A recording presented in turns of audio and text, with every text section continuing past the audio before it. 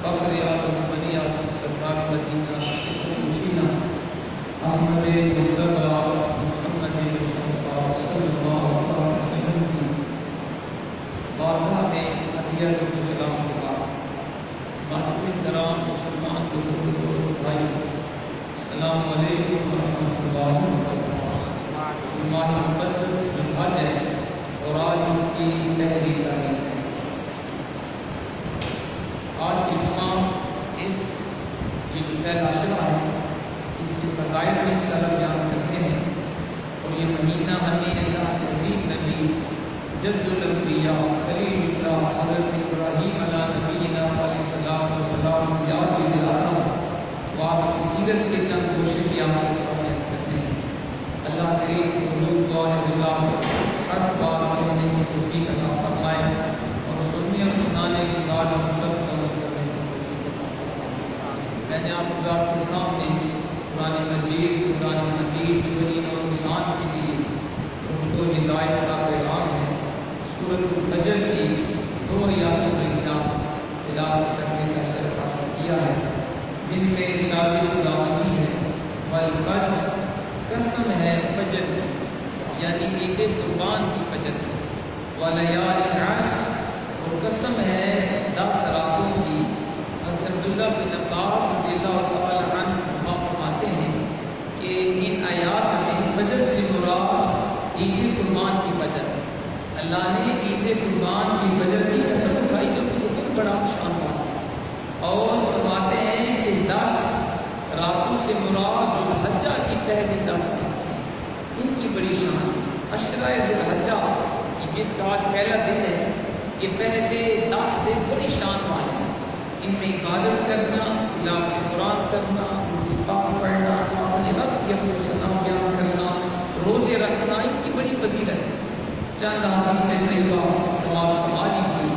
عن سیدنا عبداللہ بن عباس رضی اللہ عنہ قال قال رسول اللہ علیہ الصلوۃ والسلام ما من ایام العمل الصالح فیہن احب الی اللہ من هذه الايام العشرہ۔ قالوا یا رسول اللہ ولا الجہاد فی سبیل اللہ؟ قال ولا الجہاد فی سبیل اللہ الا رجل خرج بنفسه وماله فلم يرجع من ذلك بشيء ما قال۔ رواه الامام بخاری فی صحیح۔ امام بخاری نے اپنی صحیح کے اندر جو صحاح ستہ کی سب سے اتھینٹک بک ہے، سب سے پہلا مقام سے بخاری کا ہے، آپ نے اس حدیث کو صحیح بخاری کے اندر بیان فرمایا، اور ساتھ مشکات میں مشکات المصابیح کے اندر بھی اس روایت کو بیان کیا ہے۔ سیدنا عبداللہ بن عباس اس حدیث کو روایت فرما رہے ہیں کہ اللہ کے پیارے حبیب نبی کریم رؤوف الرحیم علیہ السلام نے فرمایا کہ کوئی بھی دن ایسا نہیں جس میں نیک عمل کرنا اللہ کی بارگاہ میں ذوالحجہ کے 10 دنوں سے زیادہ مقبول ہے۔ کوئی بھی دن ایسا نہیں جن میں نیک اعمال کرنے کا ثواب اللہ کی بارگاہ میں ذوالحجہ کے پہلے 10 دنوں سے زیادہ ہو۔ جب صحابہ کرام نے سنا کہ اتنی فضیلت ہے ذوالحجہ کے پہلے 10 دنوں کی کہ ان میں جو بھی نیک عمل کیا گیا اس کا ثواب باقی تمام دنوں سے زیادہ ہے، حضور سے صحابہ نے پوچھا وَلَا الْجِهَادُ فِي سَبِيلِ اللَّهِ، حضور کے اللہ کے راستے میں جہاد کرنے کا بھی اتنا ثواب نہیں ہے جتنا ثواب ذوالحجہ کے پہلے 10 دنوں کے نیک اعمال کا ہے؟ آپ نے فرمایا وَلَا الْجِهَادُ فِي سَبِيلِ اللَّهِ۔ صحابہ ہاں، اللہ کے راستے میں جہاد کا بھی وہ مقام نہیں ہے جو رب کی بارگاہ میں ذوالحجہ کے پہلے 10 دنوں کی عبادت کا مقام۔ لیکن حضور نے فرمایا الا، مگر ایک وہ آدمی جو جہاد کے لیے نکلا اپنی جان کے ساتھ، اپنے مال کے ساتھ، اور اس نے جان بھی قربان کر دی، مال بھی قربان کر دیا، اس کا مقام تھا۔ جو بندہ اللہ کے راستے میں جہاد بھی لے گیا، جان بھی لے کے گیا، مال بھی لے کے گیا، کوئی شے واپس نہیں لایا، جان بھی قربان کر دی، مال بھی رائے خدا میں قربان کر دی، اس کا مقام زیادہ ہے۔ لیکن عام جہاد سے بھی ان 10 دنوں کی عبادت کا مقام زیادہ ہے۔ اور اس نے دوسرے رسمان عن سیدنا ابی ہریرہ رضی اللہ عنہ قال رسول اللہ علیہ السلام ما من ایام أحب إلى الله تعالى أن يتعبد له فيهن من أيام عشر ذي الحجة وإن صيام يوم فيها يعدل صيام سنة وقيام ليله فيهن كقيام سنة رواه صاحب المشکات. صاحب المشکات نے علامہ تبریزی نے اس حدیث کو صحیح مشکات کے اندر مشکات المصابیح کے اندر بیان کیا ہے. اللہ کے پیارے نبی فرماتے ہیں کوئی دن ایسا نہیں جن میں عبادت کرنا اللہ کی بارگاہ میں ذوالحجہ کے 10 دنوں کی عبادت سے زیادہ پسندیدہ. کوئی اور دن ایسا نہیں جن میں عبادت کرنا اللہ کی بارگاہ میں ذوالحجہ کے 10 دنوں سے زیادہ پسندیدہ ہو. اور آگے حضور نے فرمایا یہ جو پہلے 9 دن ہیں ذوالحجہ کے ان میں ایک دن کا روزہ سال کے روزوں کی طرح، ایک دن کا روزہ سال کے روزوں کی طرح ہے. اور آپ نے فرمایا ایک رات کا قیام وہ سال کے قیام کی طرح. تو آپ اندازہ لگائیں کہ دن جو آج جس کی پہلی تاریخ ہے ذوالحجہ کی آج پہلی تاریخ ہے، یہ پہلے 9-10 دن بڑے خاص ان میں عبادت کرنی چاہیے، تلاوت قرآن کرنی چاہیے، روزے رکھنے چاہیے کیونکہ ان دنوں کی عبادت کا ثواب اللہ کی بارگاہ میں باقی دنوں سے زیادہ ہے. اور ایک دن کا روزہ سال کے روزوں کی برابر، ایک رات کا قیام سال کے قیام کی برابر. حضرت سفیان ثوری بزرگ ہیں، بڑے مشہور ہیں، فرماتے ہیں کہ میں بصرہ کے قبرستان میں تھا، ذوالحجہ کی 10 راتیں میں نے وہاں گزاری تو میں نے ایک قبر سے دور کی شعاعیں نکلتی دیکھی. میں بڑا حیران ہوا اس نے کون سا عمل کیا ہے کہ اللہ کریم اس کی قبر سے نور کی شعاعیں نکال رہا ہے. تو مجھے غیب سے آواز آئی اے سفیان ثوری اگر تم بھی چاہتے ہو کہ تمہاری قبر سے بھی مرنے کے بعد اسی طرح نور کی شعاعیں نکلیں تو ذوالحجہ کے پہلے 9 دن کے روزے رکھا، اللہ کی عبادت کیا تو تمہارے مرنے کے بعد بھی تمہاری قبر سے نور کی شعاعیں نکلیں. حضرت محترم یہ جو پہلے 9-10 دن ہیں ان کی بڑی شان. ایک اور جو بڑا پیارا حضور کا ارشاد سن لیں.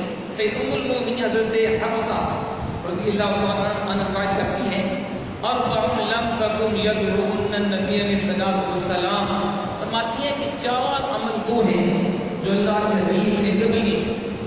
4 چیزیں وہ ہیں جو حضور نے ہمیشہ کی ہیں، وہ 4 کام آپ نے کبھی نہیں چھوڑے. پہلی چیز صیام عاشورہ 10ویں محرم کا روزہ، یہ حضور نے ہمیشہ رکھا.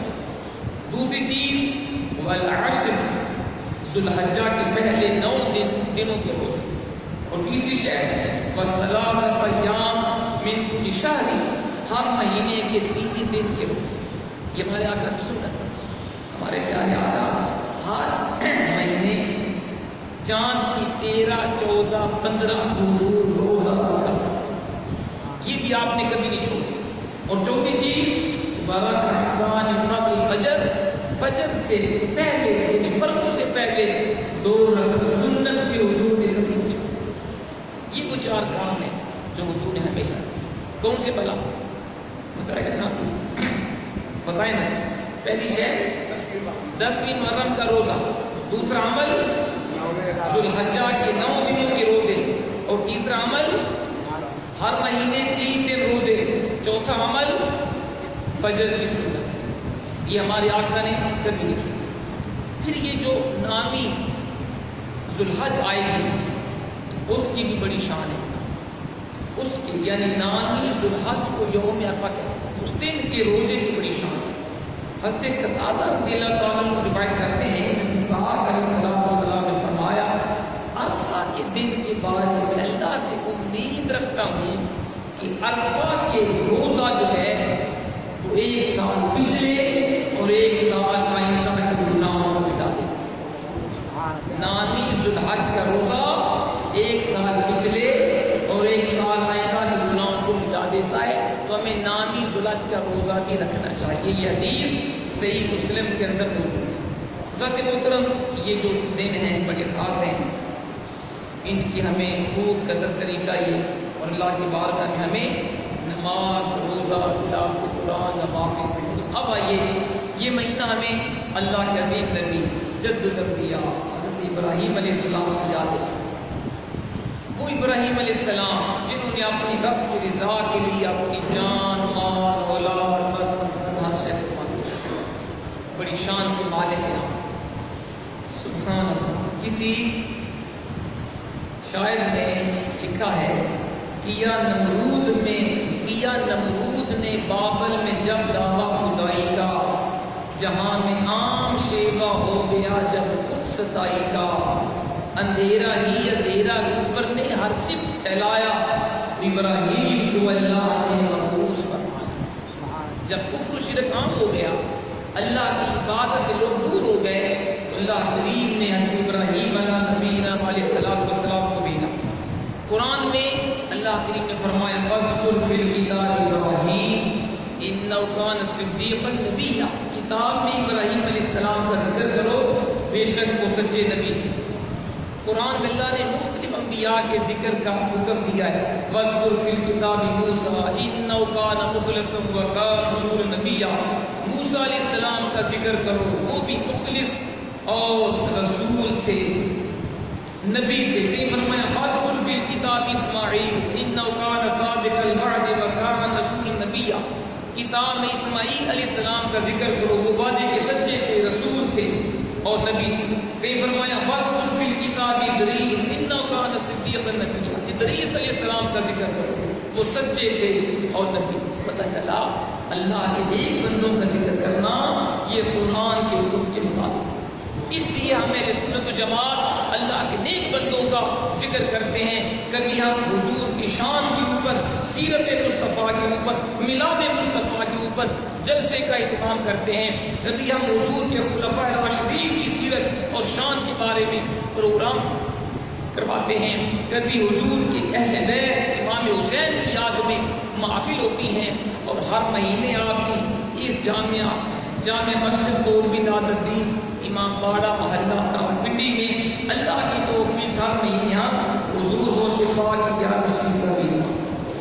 تو یہ قرآن نے ہمیں کہا ہے اللہ کے نیک بندوں کا ذکر کیا کرو، ان کی یاد میں جشن کیا کرو، ان کی صورت، ان کی سیرت، ان کا اخلاق، ان کا کردار، ان کی زندگی اللہ کے بندوں کو سنایا کرو، تاکہ پتہ چلے اللہ کے بندے کیسے زندگی پسند کرتے۔ اللہ نے فرمایا ابراہیم علیہ السلام کا ذکر کرو۔ ابراہیم علیہ السلام اللہ کے بڑے جلیل قدر پیغمبر ہیں، اور ان کے دور میں نمرود لعین بادشاہ، اللہ کے لیے شان ہے، وہ مالک الملک، جسے چاہے حکومت عطا فرما، جسے چاہے حکومت چھین لے، اس کے پاس سارے اختیار ہیں۔ لیکن خوشبخت لوگ ہوتے ہیں اللہ جن کو حکومت دے وہ اللہ کی بات کا بھی جھوٹے، عدل کرے، صاف کرے، اللہ کے بندوں کو ان کے حقوق دے، وہ حاکم خوشبخت ہے۔ اور وہ حکمران جس کو اللہ حکومت دے، سلطنت دے، مال و دولت، اقتدار، اور وہ اللہ بھول جائے، اپنی عوام میں ظلم و ستم کا مزہ گرم کرے، وہ بدبخت ہوتے ہیں۔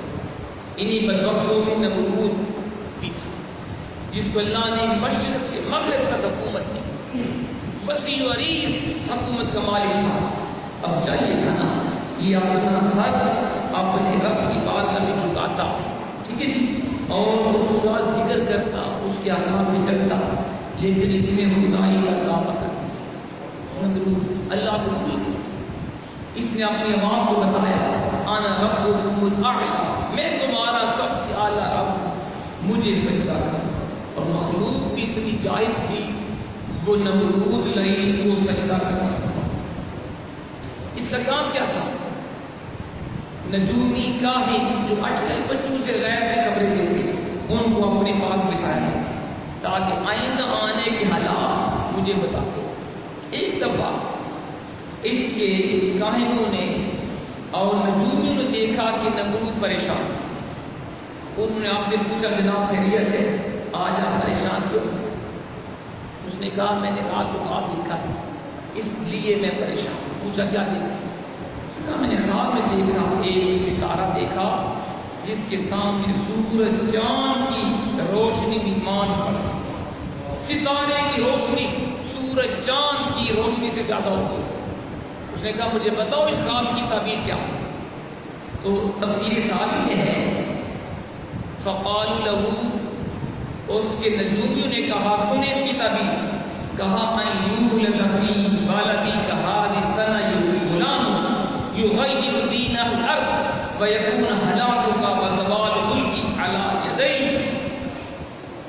نجومیوں نے کہا جناب اس کی تعبیر یہ ہے اس سال آپ کی حکومت کے اندر ایک ایسا بچہ پیدا ہوگا جو اہل زمین کے دین کو بدل دے اور اس کے ہاتھوں تیری حکومت بھی زوال پذیر ہو جائے گی۔ یہ اس کی تعبیر ہے۔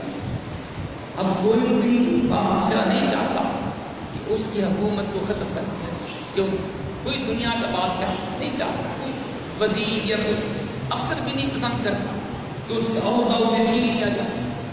نمرود نے کہا اس سال جتنے بچے پیدا ہوں سب کو قتل کر دیا۔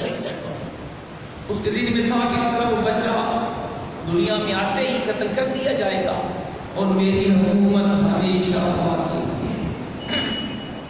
لیکن وہ بدبخت یہ نہیں جانتا تھا کہ فانوس بن کے جس کی حفاظت ہوا کرے وہ شمع کیا تجھے جسے روشن ہوگا ہے۔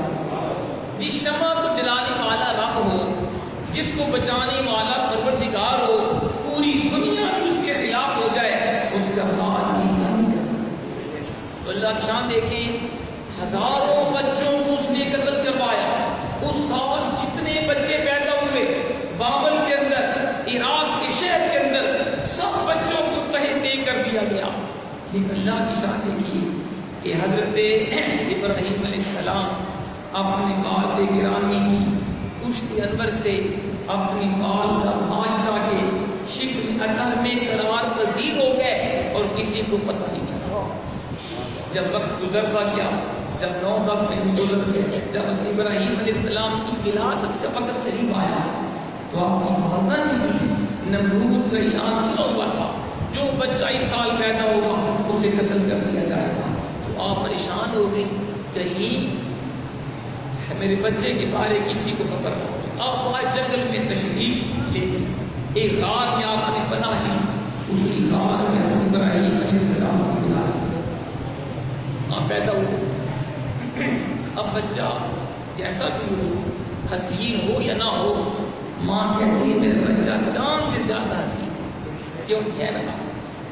جس بچے کی پیشانی میں نور مصطفیٰ چمک تھا اس بچے کی حسن و جمال بلند کیا۔ ابراہیم علیہ السلام بڑے حسین و جمیل تھے کیونکہ پیشانی میں نور مصطفیٰ۔ تو آپ کی والدہ نے جب یہ دیکھا، اپنے بچے کو دیکھا، دل و جان سے قربان ہو گئی۔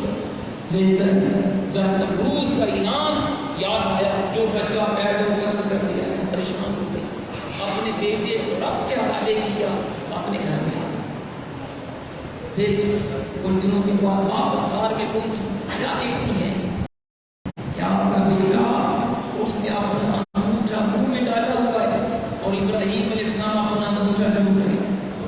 اللہ نے گویا کی قرآن کو بہت پسند کیا۔ آپ کسی طرح وقفے سے جاتی اور اپنے بیٹے کو دودھ پلا۔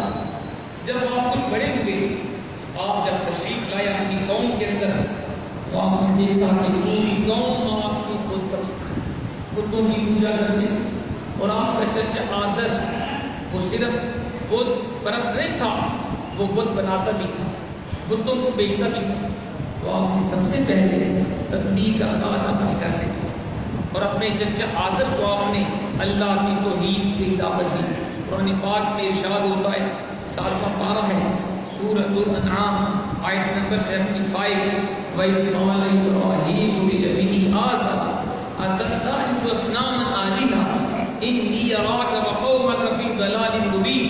یاد کرو جب ابراہیم علیہ السلام نے اپنے باپ یا چچا آزر سے فرمایا کیا تو بتوں کی پوجا کرتا ہے، میں تجھے تیری قوم کو کھلی گمراہی میں بھیجوں۔ یہ قرآن کی آیت۔ اب بعض لوگ یہ آیت پڑھ کے یہ کہتے ہیں کہ حضرت ابراہیم اللہ کے نبی تھے، اپنے باپ کو بھی ہدایت نہ دے سکے، نبی کچھ نہیں دیتے، ان کا باپ بھی بت پرست تھا۔ وہی آیت پڑھ کے کہتے ہیں کہ آزر ان کا باپ تھا اور وہ بت پرست تھا. نبی اپنے باپ کو بھی ہدایت نہ دے سکا اور کسی کو کیا دے. جس کا جواب سن لیں. میرے حضور عالم پر جسٹس پیر محمد کرم شاہ نظری رحمۃ اللہ علیہ نے تفسیر جال قرآن کے اندر بڑی پیاری اس آیت کی تفسیر بیان فرمائی ہے. آپ فرماتے ہیں سوال یہ ہے کہ آزر ابراہیم علیہ السلام کا باپ تھا یا وہ چچا تھا. ایک سوال یہ. دوسرا سوال یہ ہے کہ ابراہیم علیہ السلام کے والد مسلمان تھے یا مشرک تھے. آپ نے فرمایا میں اس کا فیصلہ علامہ آلوسی پہ چھوڑ دوں. علامہ آلوسی بغداد کے ہیں اور بہت بڑے اسکالر ہیں. آپ کی تفسیر المعانی عربی کی معتبر تفسیر میں شمار ہوتی ہے. تو پیر صاحب نے کہا میں انہیں کی عبارت آپ کے سامنے پیش کرتا ہوں. علامہ آلوسی رحمۃ اللہ علیہ نے لکھا.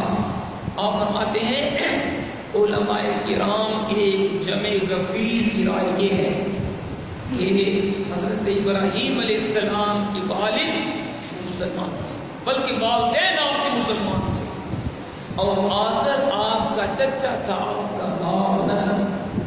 کیوں؟ آپ نے دلیل پیش کی. کہتے کیونکہ حضور کا فرمان یا نشان ہے. حضور نے فرمایا لم ازل انقلب من اسلام الطاہرین الى ارحام الطاہرات والمشرکون نجسن کما قال. حضور فرماتے ہیں میں ہمیشہ سے پاک پشتوں سے پاک رحموں کی طرف منتقل ہوتا چلا آیا ہوں اور مشرک نہ پاک. یہ حضور کا فرمان بتا رہا ہے کہ آپ کے تمام آباء و اجداد حضرت آدم سے لے کر حضرت عبداللہ تک سارے مسلمان تھے اور سارے موحدین تھے, توحید پرست تھے. ان میں کوئی بھی مشرک نہ تھا. سب اللہ کو ایک مانتے تھے کیونکہ حضور نے فرمایا میں ہمیشہ سے اول سے آخر تک پاک پشتوں سے پاک رحموں کی طرف منتقل ہوتا چلا آیا ہوں اور مشرک نہ پاک. ایک تو یہ دلیل آپ پیش کی. دوسری آپ نے اور بھی دلائل دی.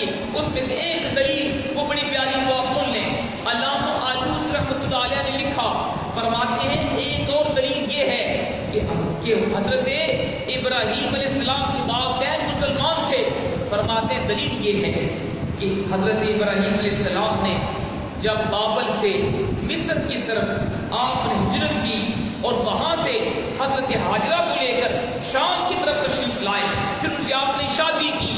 پھر کافی سالوں کے بعد اللہ نے آپ کو حضرت ابراہیم علیہ السلام کی صورت میں آپ کو حضرت اسماعیل علیہ السلام کی صورت میں اللہ نے بیٹا عطا فرمایا. پھر آپ اپنے بیٹے اسماعیل اور اپنی زوجہ حضرت حاجرہ کو لب تک سے راہ میں چھوڑ آئے. پھر آپ کا بیٹا جوان ہوا. پھر کافی سالوں کے بعد جب باپ بیٹا دونوں نے مل کر خدا کے گھر کو بنا لیا, خدا کا گھر خانہ کعبہ بن گیا. حضرت ابراہیم علیہ السلام نے اپنے صاحبزادے سیدنا اسماعیل علیہ السلام کے ساتھ مل کر جو آپ نے دعا کی تھی اس میں ایک دعا قرآن کے اندر بھی ہے. پیر کے پارے کے اندر اس کے آخر رکوع میں قرآن وہ دعا بیان کر رہا ہے. حضرت ابراہیم نے دعا کی تھی خانہ کعبہ بنا کر ربنا اغفر لی ولوالدی وللمؤمنین یوم یقوم الحساب. پروردگار مجھے بخش, میرے والدین کو بخش اور قیامت تک آنے والے تمام مومن ورگ تمام عورتوں کی بخشش فرما. یہ قرآن نے دعا بیان کی حضرت ابراہیم علیہ السلام کی. علامہ آلوسی نے لکھا فرماتے اگر آپ کے والدین مشرک ہوتے مسلمان نہ ہوتے, ایک پیغمبر یہ جانتے ہوئے بھی کہ مشرک کی بخشش بھی نہیں ہے, اس کے لیے دعا کرنی بھی جائز نہیں ہے, ایک نبی کبھی بھی اپنے والدین کی بخشش کی دعا نہ فرمائے. آپ اپنے والدین کی بخشش کی دعا کرنا اس بات کی دلیل ہے کہ آپ کے والدین مسلمان. ایسی پیاری دلیل ہے. ایک اور سننے اس کے اوپر دلیل. قاموس لغت کی موت پر کتاب ہے, ڈکشنری ہے, اس کے اندر بھی لکھا ہوا ہے کہ لفظ ابن جیسے باپ کے لیے استعمال ہوتا ہے اسی طرح چچا کے لیے بھی استعمال ہوتا ہے. تو قرآن میں اگرچہ لفظ اب آیا لیکن یہ جیسے باپ کے لیے استعمال ہوتا ہے اسی طرح چچا کے لیے استعمال. اور ایک اور دلیل حضور نے فرمایا آپ نے اپنے چچا عباس کے بارے میں حضور نے لفظ آپ استعمال کیا. آپ نے فرمایا ردو علی ابی مجھے میرے باپ یعنی حضرت عباس کی طرف لوٹا. اب حضرت عباس دور کے سگے چچے ہیں، پتہ ہے نا آپ کو، حضرت عباس دور کے سگے چچا تھے، لیکن آپ ان کے لیے بھی لفظ آپ استعمال کریں.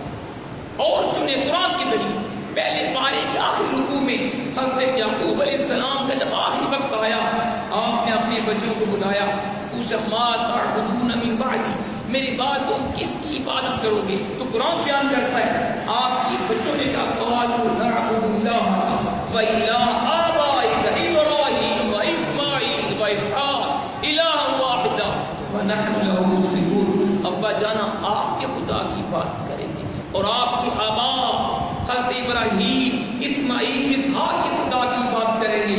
اب دیکھیں یہاں پہ حضرت اسماعیل کے لیے بھی قرآن نے لفظ اب استعمال کیا، باپ کا حرف آیا، جبکہ حضرت اسماعیل علیہ السلام حضرت یعقوب کے چچا ہیں، ان کے باپ نہیں ہیں، ان کے باپ کا نام حضرت اسحاق ہے.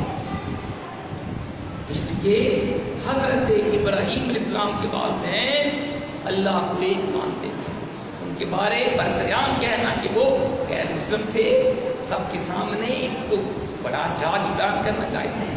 حضرت محترم حضرت ابراہیم علیہ السلام نے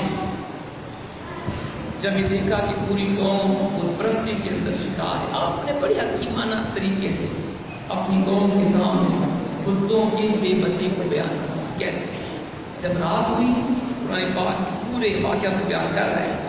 یہ 7واں پارہ ہے، سورۃ انعام، آیت نمبر 77، 78 اور 79 بھی یہ ذکر ہے. فلما جن علیہ اللیل رأى کوكبا، جب رات وقت ابراہیم علیہ السلام نے ستارہ دیکھا، قال ھذا ربی، قوم سے پوچھا کیا یہ ستارہ میرا رب ہے؟ سوال کیا. فلما افل، جب وہ ستارہ ڈوب گیا تو آپ نے فرمایا قال لا احب الافلین، میں ڈوبنے والوں کو پسند نہیں کرتا. یعنی جو ڈوب جائے وہ خدا نہیں ہو سکتا. پھر آگے قرآن پاک بیان کرتا ہے فلما رأى القمر بازغا، جب ابراہیم علیہ السلام نے چاند کو دیکھا رات کے وقت چمکتے ہوئے، قال ھذا ربی، اپنی قوم سے پوچھا کیا یہ میرا رب ہے؟ فلما افل، جب وہ چاند بھی غروب ہو گیا، قال لئن لم يهدني ربي لأكونن من القوم الضالين. ابراہیم علیہ السلام نے فرمایا اگر میرا رب مجھے ہدایت نہ دیتا تو میں بھی گمراہ قوم میں سے ہو جاؤں. انہیں بتا دیا کہ چاند بھی خدا نہیں ہے، کیونکہ جو ڈوب جائے وہ خدا بولیے نہیں ہوتا. پھر جب صبح ہوئی قرآن بیان کرتا ہے فلما رأى الشمس بازغة، جب آپ نے صبح کو سورج کو چمکتے ہوئے دیکھا، قال ھذا ربی، پوچھا کیا یہ سورج میرا رب ہے؟ ھذا اکبر، یہ تو چاند سے بھی بڑا ہے، ستاروں سے بھی بڑا ہے. فلما فلق، جب سورج بھی رات کو غروب ہو گیا تو آپ نے کیا فرمایا؟ قال یا قوم انی بریء مما تشرکون، اے میری قوم میں تمہارے شرک سے بری ہوں. تو آپ نے بڑے حکیمانہ انداز میں بتا دیا کہ چاند بھی خدا نہیں کیونکہ وہ ڈوب گیا، ستارے بھی خدا نہیں کیونکہ ڈوب گئے، سورج بھی خدا نہیں کیونکہ وہ بھی ڈوب گئے. ایک اور طریقہ آپ نے آزمایا قوم کے سامنے، کئی طریقوں سے آپ نے بتایا قوم کو یہ تمہارے بت خدا نہیں ہے، کیونکہ آپ کا چچا آزر بتوں کو بناتا تھا، بیچتا تھا. تو آپ نے کیا کیا؟ ایک مرتبہ ایک بت کو پکڑا، بازار میں لے کر چلے گئے اور سب کو کہا بھائی جو اپنی دنیا آخرت تباہ کرنا چاہتا ہے اس بت کو خریدو. کوئی بندہ آگے نہیں بڑھا. پھر آپ نے سب کے سامنے بت کا منہ پانی کے اندر ڈبویا تاکہ پتہ چلے کہ خدا نہیں. اگر خدا ہو دوسروں کو فائدہ دے، نقصان دے، اپنا دفاع کرے. اگر تم اتنی بدھو تھی بات نہیں آئی. بالآخر آپ نے اپنے چچا آصر کو فرمایا. قرآن بیان کرتا ہے سورۃ مریم آیت نمبر 42 میں یا ابت لم تعبد ما لا يسمع ولا يبصر ولا يغني عنك شيئا، فرمایا ہے چچا ان بتوں کی عبادت کیوں کرتے سمجھتے ہو، جو نہ سنتے ہیں نہ دیکھتے ہیں نہ تمہیں فائدہ پہنچا سکتے۔ یہ آپ نے اپنے چچا آدم کو کہا۔ چچا نے کیا کہا؟ قال لئن لم تنتهِ لأرجمنك واهجرني مليا۔ کہا ابراہیم خبردار میرے خداؤں کو برا نہ کہا کرو، اگر تم باز نہ آئے میں تمہیں پتھر مار کے ہلا کر۔ یہ چچا نے آپ کو کہا مجھ سے دور دور چلے جاؤ۔ پھر آخری بات جی، نمرود لعین سے بھی آپ کا مناظرہ ہوا۔ ایک بڑا پیارا واقعہ ہے، سن لیں۔